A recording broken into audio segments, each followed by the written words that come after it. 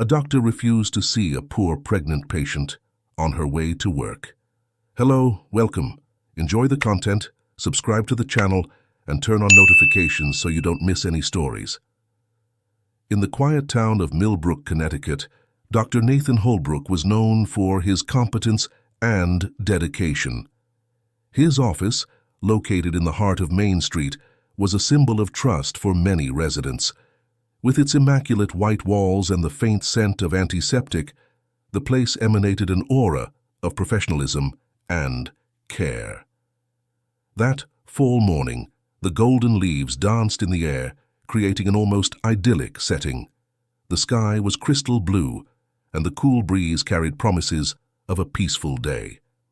Dr. Holbrook arrived at the office as usual, greeting his receptionist, Diane, with a polite smile. "Good morning, Diane. Any news for today?" "Good morning, doctor. Just the scheduled patients and—" Diane hesitated, her gaze wavering for a moment. "A girl showed up earlier. She doesn't have an appointment, but she seems to be in a delicate situation." The doctor frowned, his meticulously planned day already threatened by this unforeseen event. "How delicate?" "She's pregnant, doctor. And it seems, well, she doesn't seem to have many resources." For a moment, something flashed in Dr. Holbrook's eyes, a mixture of irritation and discomfort. He straightened his tie, as if that gesture could dispel the inconvenience that had arisen. "Diane, you know how our schedule is. We can just see anyone who turns up without an appointment. Suggest she go to the public hospital or make an appointment for next week." The receptionist nodded, although the look on her face betrayed a hint of disappointment. As the doctor headed for his office, he heard the soft, desperate voice of a woman in the corridor. "Please, I just need a quick consultation. Something's not right. I can feel it." Dr. Holbrook closed the door to his office, muffling the pleas. He sat back in his leather chair, trying to ignore the discomfort that was beginning to settle in his chest.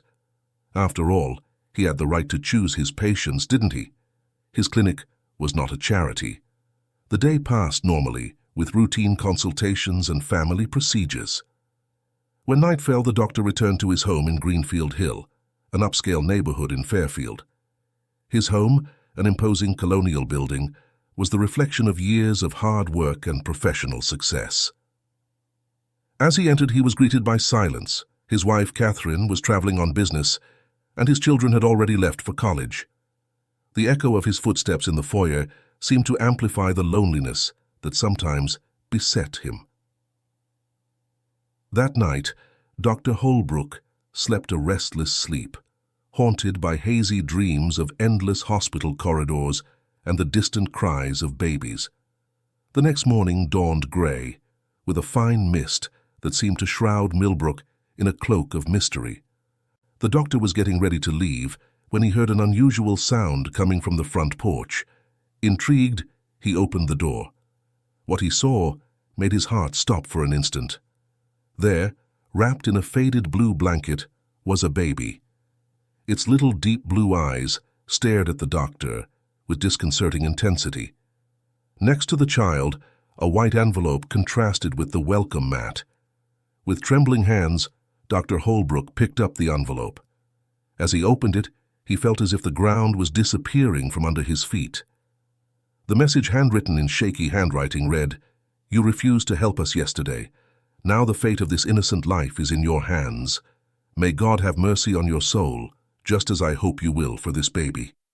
The realization hit him like a punch in the gut. The pregnant woman from yesterday. This was his baby? How was that possible? 1,000 questions flooded his mind, mixed with an overwhelming wave of guilt and regret. The baby's soft cry brought him back to reality. Dr. Holbrook looked at the child, so small and vulnerable, and felt something break inside him. The certainties he carried about his life and his choices began to crumble. Carefully, he took the baby in his arms, feeling the weight not only of the child, but also of the responsibility that now fell upon him. What would he do now? How would he deal with the consequences of his decision? As he walked into the house with the baby, Dr. Nathan Holbrook knew that his life had changed irrevocably. The echo of his choice the day before resounded in every beat of his heart, reminding him that every action, every decision, can have repercussions far beyond what we can imagine.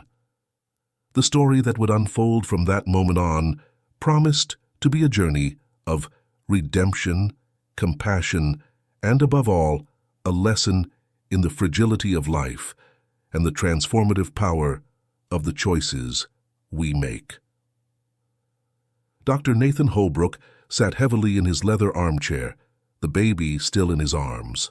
The silence of the house was broken only by the soft noises of the child. His eyes wandered around the living room, filled with symbols of his success, framed diplomas, photos from international congresses, awards for medical excellence.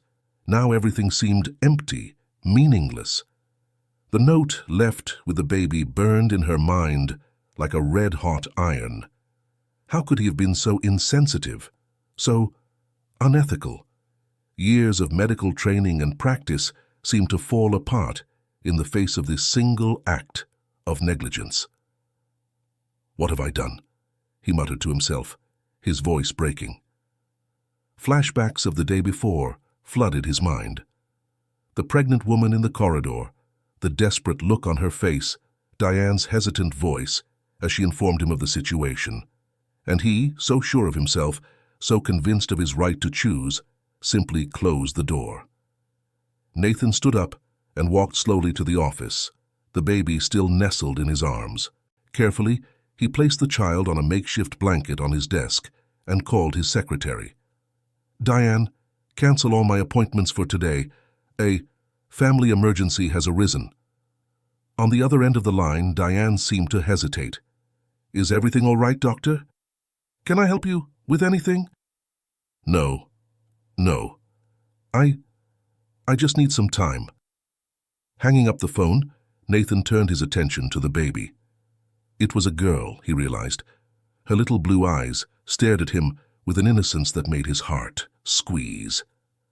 "What am I going to do with you, little one?" he whispered, running his fingers gently through the baby's fine hair. At that moment, as if answering his question, the doorbell rang. Nathan froze. Who could it be? The mother coming back for the baby? The authorities? His heart raced as he made his way to the door. When he opened it, he saw Olivia Reeves, his neighbor and head nurse at the local hospital. "Nathan, I saw you arrive earlier, and, Wait. Is that a baby?" Olivia asked, her eyes wide with surprise. For a moment, Nathan considered lying, making up a story. But something inside him broke. The tears he had been holding back since finding the child finally came to the surface. "Olivia, I made a terrible mistake." Over the next few minutes, Nathan got things off his chest. He told her about the pregnant woman he refused to meet, about the baby left on his doorstep, about the overwhelming guilt he felt. Olivia listened in silence, her face a mixture of shock and compassion. "Nathan," she finally said, her voice soft but firm, "what you did was serious. It goes against everything we are sworn to uphold as health professionals." "I know," he replied, his voice breaking. "I don't know how I could have been so insensitive, unethical." Olivia added, not to accuse him, but to help him face the reality of his actions. Nathan nodded, unable to find words. "Look," Olivia continued, "what's done is done. The question now is, what are you going to do about it?" The question hung in the air, heavy and urgent. Nathan looked at the baby, who was now sleeping peacefully, oblivious to the commotion his arrival had caused. "I need to find the mother," he finally said. "I need to apologize, offer help, do what I should have done yesterday." Olivia nodded approvingly. "That's a start." "But Nathan, This goes beyond a simple apology. You need to rethink your approach as a doctor, as a human being. Olivia's words hit him like a punch in the gut, but he knew she was right. Years of professional success had made him complacent, distant from the reality of many of his patients. "I'll help you look after the baby while we look for the mother," Olivia offered. "But you need to understand that this is just the beginning of a long process of redemption." Nathan looked at his neighbor, gratitude in his eyes. "Thank you, Olivia. I don't know what he'd do without your help." As the two turned to caring for the baby, Nathan felt the weight of his actions more than ever. Medical ethics, something he had always taken for granted, now revealed itself as a daily commitment, a constant choice to put the well-being of others above personal convenience. That afternoon, while feeding the little one with a makeshift bottle, Nathan made a silent promise. Not only would he find this child's mother, but he would also fundamentally change his approach to medicine. Every patient, regardless of their social or economic status, deserved his best. Night fell over Millbrook, and with it, the realization that Nathan Holbrook's life had changed forever. The road ahead would be difficult, full of challenges, and, possibly, professional consequences. But looking at the baby's sleeping face, he knew he had no choice but to move forward, determined to correct his mistakes and rediscover the true meaning of being a doctor. The sun had barely risen when Dr. Nathan Holbrook was startled awake. The little baby, whom he had affectionately nicknamed Hope, was crying in her makeshift crib. He got up quickly, his eyes still heavy from a bad night's sleep, and went over to her. "Shh, it's all right, little one," he murmured, taking her in his arms. The crying subsided, but Nathan's heart remained tight. As he prepared a bottle, his thoughts wandered to the unknown mother. Where would she be now? In what condition? Guilt consumed him, but also a growing determination to do something about it. The phone rang, interrupting his thoughts. It was Olivia. "Nathan, I've got some information," she said, her voice a mixture of concern and relief. "The woman who showed up at the office. Her name is Gabriela Rodriguez. She lives in Bridgeport, in the East End." The East End of Bridgeport. Nathan knew the neighborhood's reputation, an impoverished area with high unemployment and crime rates, a completely different world from his comfortable suburb in Fairfield. "Thanks, Olivia. You'll go there today." After arranging the necessary care for Hope, Nathan prepared for the journey. As he drove the 20 minutes between Fairfield and Bridgeport, the landscape around him changed dramatically. The well-kept houses and impeccable gardens gave way to worn-out buildings and poorly maintained streets. He parked his luxury car in front of a decaying housing estate. The contrast was stark, and Nathan felt a wave of shame at his own ignorance. How could he have been so blind to the realities that existed so close to his bubble of privilege? His heart racing, he climbed the stairs to the apartment Olivia had indicated. He knocked on the door hesitantly. A young woman answered, her eyes deep and her face pale. Nathan immediately recognized those eyes, the same ones that had begged him for help days ago. "Gabriela?" he asked softly. She stared at him, surprise giving way to a mixture of anger and despair. "What do you want? Have you come to judge me yet again?" The words hit him like a punch. "No, I came to apologize and to offer help." Gabriela laughed bitterly. "Now? After everything?" Nathan swallowed. "I know it's late, but please let me try to fix my mistake." Reluctantly, she let him in. The apartment was small, with worn furniture and peeling walls. In the corner, an empty crib seemed to shout silent accusations. "Where's the baby?" Nathan asked, dreading the answer. Gabriela collapsed on the sofa, her tears finally coming to the surface. "I had no choice. I couldn't take care of her. I thought you could." The realization hit him like a thunderbolt. The baby he had named Hope was the daughter of this desperate woman.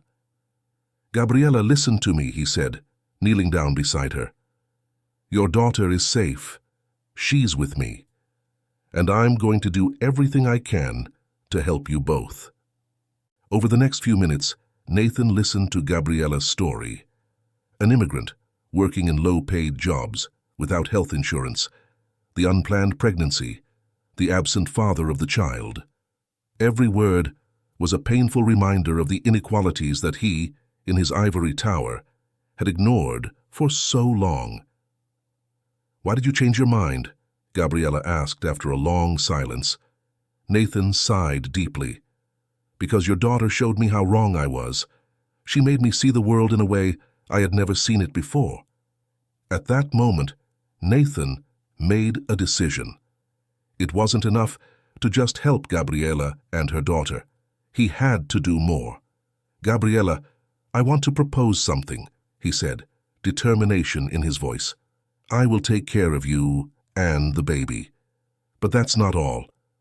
I want to set up a clinic here in the East End, a place where people like you can receive quality care, regardless of their financial condition." Gabriela's eyes widened. "Would you do that?" "It's the least I can do to start correcting my mistakes," Nathan replied, "and to try to balance the scales of inequality a little." In the days that followed, Nathan plunged headlong into his new project. He faced bureaucracy, skepticism from colleagues, and even veiled threats of losing his license for hiding a baby. But with every obstacle, the image of Hope and Gabriela's tired face pushed him forward. The clinic started modestly, in a refurbished building in the heart of the East End. Nathan recruited young, idealistic doctors, dedicated nurses, and committed social workers. Gabriela, recovering and reunited with her daughter, became an important voice in the community, helping to build bridges between health professionals and local residents. One afternoon, while observing the clinic's crowded waiting room, Nathan reflected on his journey.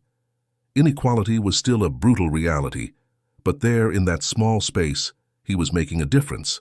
Every consultation, every treatment, every life touched was a step towards a fairer and healthier world. A baby's cry caught his attention. A young mother, not unlike Gabriela, was cradling her child, waiting for treatment.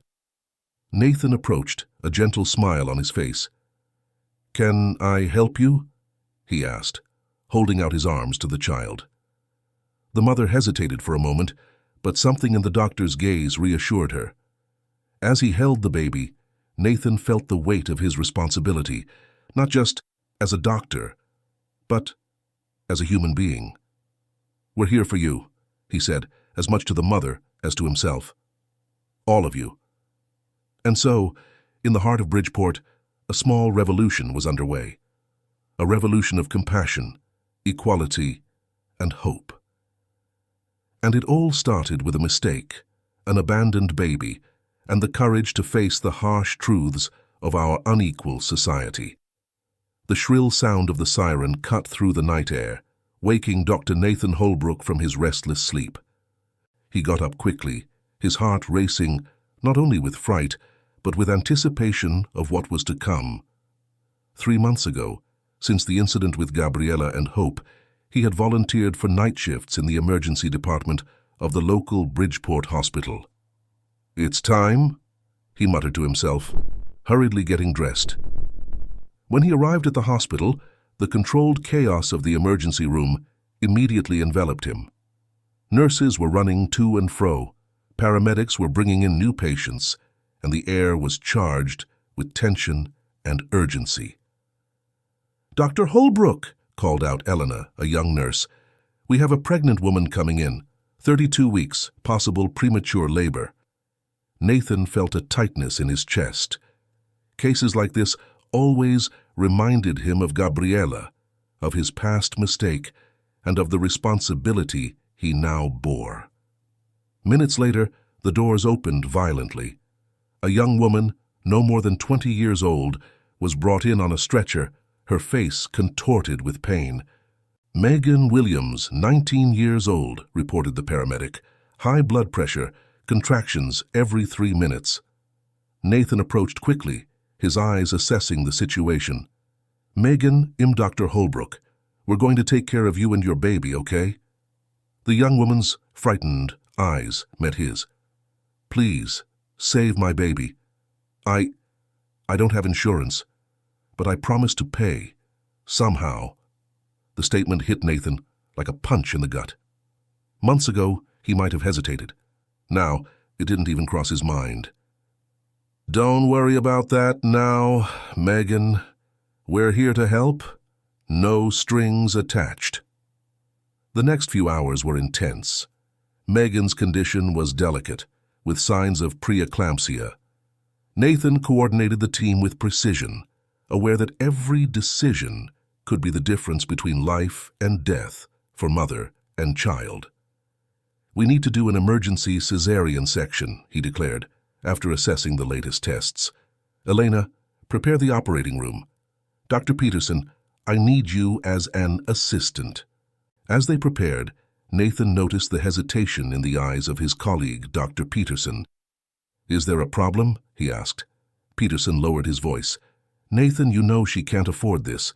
The hospital will do what's right, Nathan interrupted, his voice firm. Our oath is to patients, not bank accounts. The surgery was intense and challenging. Complications arose, requiring all the skill and experience of Nathan and his team. For a moment, it looked like they might lose both mother and baby. But after hours of concentrated effort, the faint cry of a newborn echoed through the room. It's a boy, Elena announced, tears in her eyes, as she handed the baby over to the care of the neonatal team. Nathan, exhausted but relieved, turned his attention to Megan. You did it, Megan. Your son is fine. The next few hours were crucial. Nathan refused to leave the hospital, closely monitoring Megan's recovery and the condition of the premature baby. When he finally had a moment to rest, he found Dr. Peterson in the doctor's room. Nathan, what we did today. It was incredible, but what? Challenged Nathan, exhaustion making his voice harsher than he had intended. Peterson sighed. You know that the hospital can't absorb cases like this all the time. There are policies, protocols. Nathan stood up, facing his colleague.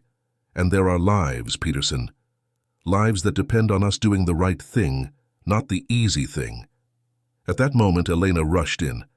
Dr. Holbrook, Megan's awake. She's asking for you. Nathan found Megan in her room, pale but with a sparkle in her eyes. Next to her, in an incubator, her son was struggling bravely. Doctor, she began, her voice weak. I don't know how to thank you. And how I'm going to pay for all this. Nathan sat down next to her, his expression soft. Megan, don't worry about that now. We focus on you and your son getting well, okay? But internally, Nathan knew that Megan's concern was valid. The system was broken, leaving vulnerable people at the mercy of financial decisions in times of medical crisis. In the days that followed, Nathan worked tirelessly not only in caring for Megan and her son, but also behind the scenes at the hospital. He advocated for policy changes, sought partnerships with non-profit organizations, and even used his own influence and resources to ensure that cases like Megan's were not the exception, but the rule. A week later, as he watched Megan holding her son for the first time outside the incubator, Nathan reflected on the weight of his responsibility as a doctor. Dr. Holbrook, Megan called softly.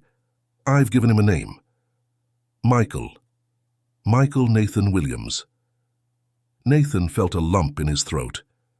It's a beautiful name, Megan. It's in your honor, she explained, because you didn't give up on us. At that moment, Nathan deeply understood that his responsibility went beyond medical procedures. It was about defending each patient, fighting against an often unjust system, and remembering every day the true meaning of the oath he had taken. On leaving the room, Nathan met Elna in the corridor. "We have more work to do," he said, determination in his voice.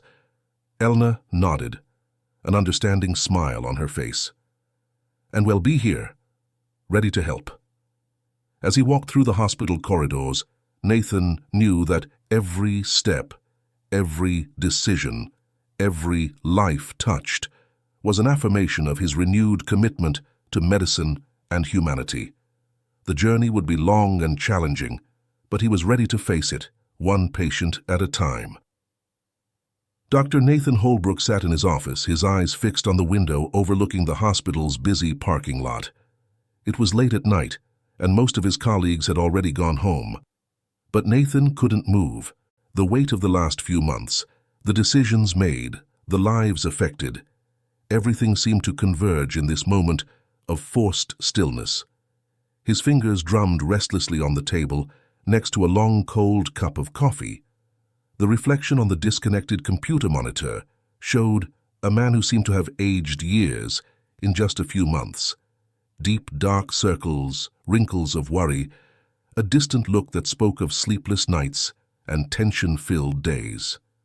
Dr. Holbrook, the soft voice of Elena, the nurse, brought him back to reality.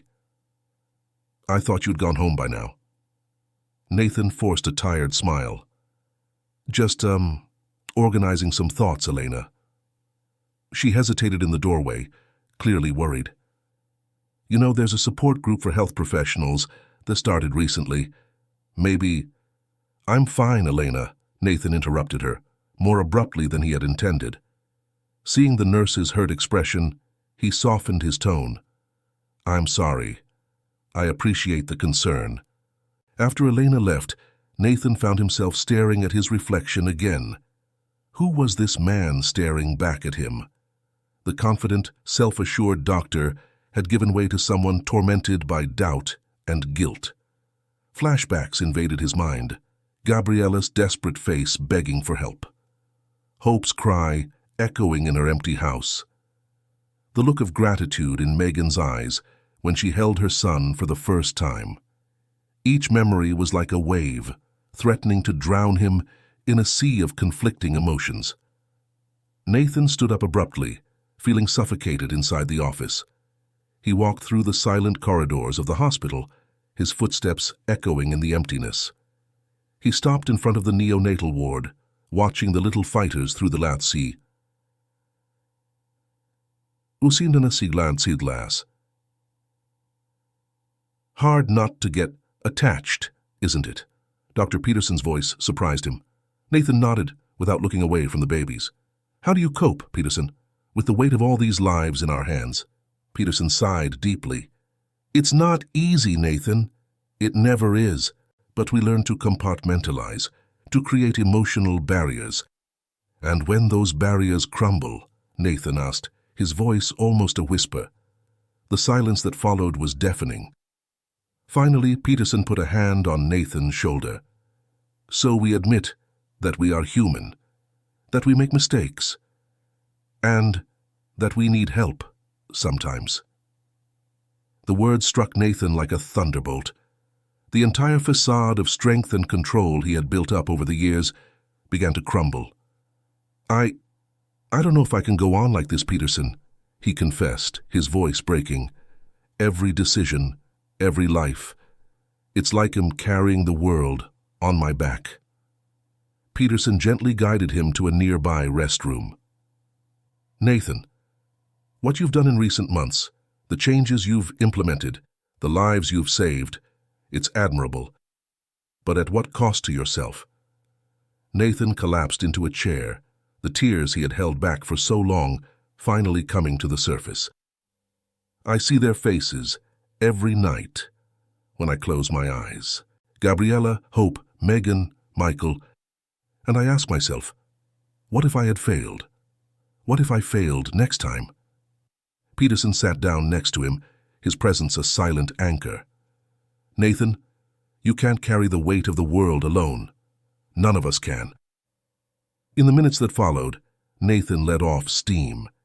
He talked about the guilt that consumed him, the constant fear of making another mistake, the sleepless nights going over every decision. Peterson listened attentively, offering not judgment, but understanding. "You know," Peterson began after a long silence, "that group Elena mentioned, I'm part of it. It's helped me more than I'd like to admit." Nathan looked at his colleague, surprised. "You? But you always seem so composed." Peterson laughed softly. "Appearances, my friend. We all fight our internal battles. The difference is admitting that we need help to fight." That night, as Nathan left the hospital, he felt exhausted, but in a different way. It was as if a weight had been lifted from his shoulders, albeit momentarily. The following week, Nathan found himself sitting in a circle with other healthcare professionals, all sharing their struggles and fears. Listening to their stories, he realized that he was not alone. That vulnerability was not weakness, but a form of strength. Gradually, with the support of the group and individual therapy, Nathan began to find a balance. He learned techniques for dealing with stress, the importance of setting healthy boundaries, and above all, the need to take care of his own mental health. One day, months later, Nathan was in his office again, looking out of the window. But this time, the reflection staring back at him was different. His eyes were clearer, his countenance more serene. He still carried the weight of his responsibilities, but now he knew he didn't have to carry it alone. When Elena knocked on the door with a complicated case, Nathan stood up, ready to face the challenge. But before he left, he paused for a moment. "Elena," he called out, "thank you for caring, for showing me that it's okay not to be okay sometimes." The nurse smiled, understanding. "We're all in this together, doctor. That's what makes us human." And with that, Nathan left for another day's work, not as an infallible superhero, but as a dedicated doctor, aware of his limitations and strengthened by his journey of self-discovery and healing. Dr. Nathan Holbrook sat in his office, staring at the pile of legal documents accumulating on his desk. The glow of the Connecticut afternoon sun illuminated the pages, highlighting words like negligence, liability, and patient rights. He sighed deeply, feeling the weight of the law on his shoulders. "Dr. Holbrook?"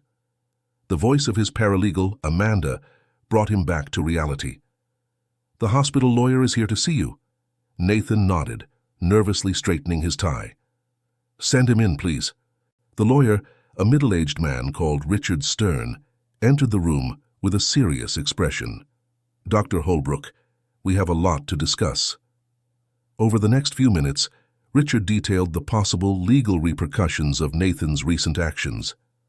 "Doctor, I understand your intentions, but we need to be aware of the legal implications of your decisions," explained Stern. "Refusing care even momentarily can result in serious legal action, especially in emergency cases." Nathan felt a knot in his stomach. "But what about Megan's case? I attended to her even though I knew she couldn't pay." Stern nodded. "That shows that you are acting in accordance with the ethical and legal principles of the profession. The law is clear. Everyone has the right to medical care, regardless of their financial situation. The problem," continued the lawyer, "is that it's not always easy to balance the needs of patients with the financial realities of the hospital. But remember, Dr. Holbrook, healthcare is a fundamental right guaranteed by law." Nathan stood up and walked over to the window. Outside, he could see the coming and going of patients and staff in the hospital parking lot. Each face represented a life, a story, a right to health. "Richard," Nathan said, turning to the lawyer, "what can we do to ensure that we are complying not only with the letter of the law, but with its spirit?" Stern smiled slightly, appreciating the doctor's dedication. "Well, first, we need to ensure that all hospital staff are aware of the laws and regulations that govern our profession. This includes not only the right to care, but also the right to information. In the days that followed, Nathan worked tirelessly with the hospital's legal and administrative team to implement new policies. Training sessions were organized for all staff, emphasizing not only the legal aspects, but also the ethical importance of providing quality care to all patients. One afternoon, while walking through the hospital corridors, Nathan overheard a heated discussion at reception.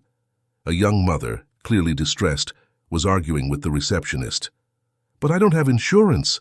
My son needs help now." Nathan approached quickly. "What's the problem here?" The receptionist, looking relieved by his presence, explained. "Dr. Holbrook, this lady has no insurance and that doesn't matter," Nathan interrupted her gently. Turning to his mother, he smiled reassuringly.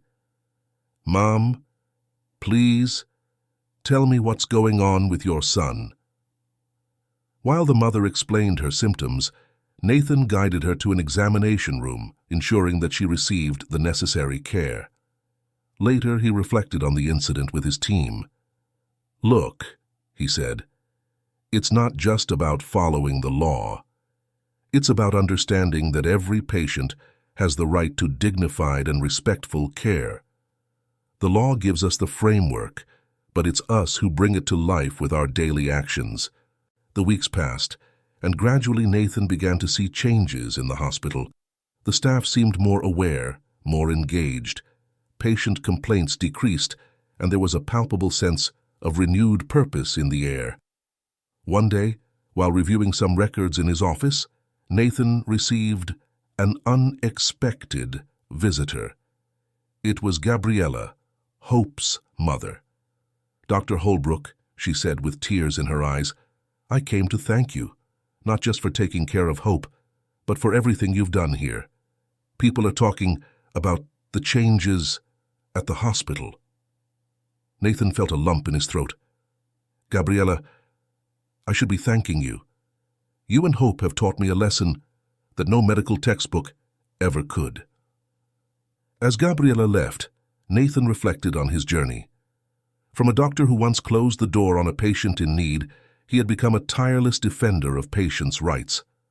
The law, which had once seemed like a burden, was now a powerful tool in his mission to provide quality care to all. Looking out the window at the sunset, painting the Connecticut sky in shades of orange and pink, Nathan smiled. The road ahead was still long, but he was determined to walk it, one patient at a time, always with the law and ethics as his guides. The rising sun was painting the Bridgeport skyline in soft shades of pink and orange when Dr. Nathan Holbrook arrived at the hospital parking lot. He paused for a moment, observing the constant stream of people entering and leaving the building. Each face told a story. Each step carried a hope or a fear. "Good morning, Dr. Holbrook." The excited voice of a young mother snapped him out of his thoughts. He recognized her immediately. It was Megan, with little Michael in her arms. "Megan, how are you?" Nathan asked, a genuine smile lighting up his face. "We're fine, Doctor. We've come for Michael's checkup." She hesitated for a moment before continuing. "You know, I told my sister about how you helped us. She was afraid to come to the hospital, but after hearing my story, she finally made an appointment for her baby." Megan's words resonated in Nathan's mind as he walked into the hospital. The impact of his actions went far beyond what he could see directly. It was like a stone thrown into a pond, creating waves that expanded infinitely. At the morning staff meeting, Nathan shared Megan's story. "You see," he said, looking at the attentive faces around him, "every interaction we have, every decision we make, has the power to change not just one life, but potentially many others." Elena, the head nurse, nodded. "It's true, Doctor. I've noticed a change in the atmosphere in the hospital. The patients seem more confident, less anxious." Dr. Peterson added, "And that's not all. I've heard that other hospitals in the region are starting to adopt some of our new care policies. Nathan felt a surge of pride and responsibility. That's great, but it also puts us in a position of greater responsibility. We need to continue being an example. In the weeks that followed, Nathan and his team worked tirelessly to implement and refine their ethical practices. They organized community health days, offering free checkups and information on disease prevention.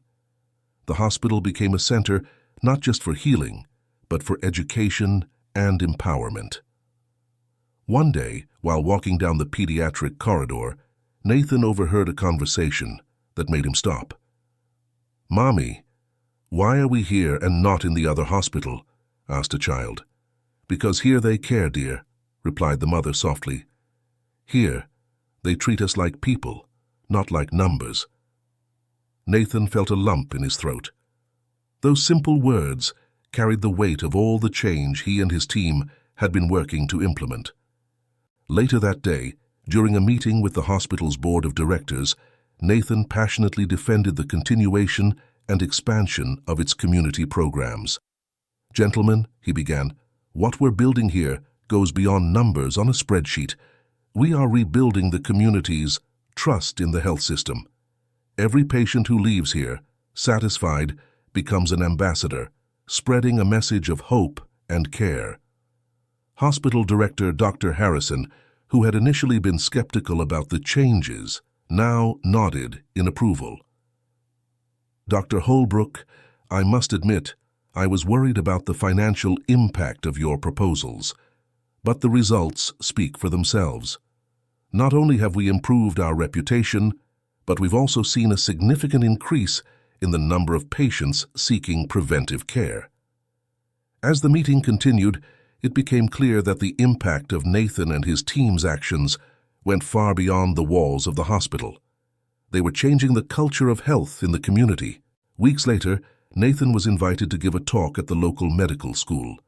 In front of a room full of future doctors, he shared his journey, from the mistake that almost cost a life to the transformation he and his hospital had experienced.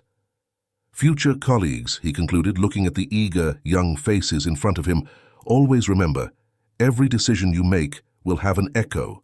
It may be an echo of mistrust and fear, or it may be an echo of hope and healing. The choice is yours." While leaving the auditorium, Nathan was approached by a student. "Dr. Holbrook," she said, her eyes shining with determination, "your story changed the way I see medicine. Thank you for reminding us of the true purpose of our profession." That evening, walking home, Nathan reflected on his journey. From a doctor who once closed his door to a patient in need, he had become a catalyst for change, not just in his hospital, but in the entire medical community. The Connecticut night sky shone with stars, each one a reminder of the countless lives touched and transformed. Nathan smiled, knowing that the work was far from over, but feeling renewed by the purpose and hope that now guided his every step.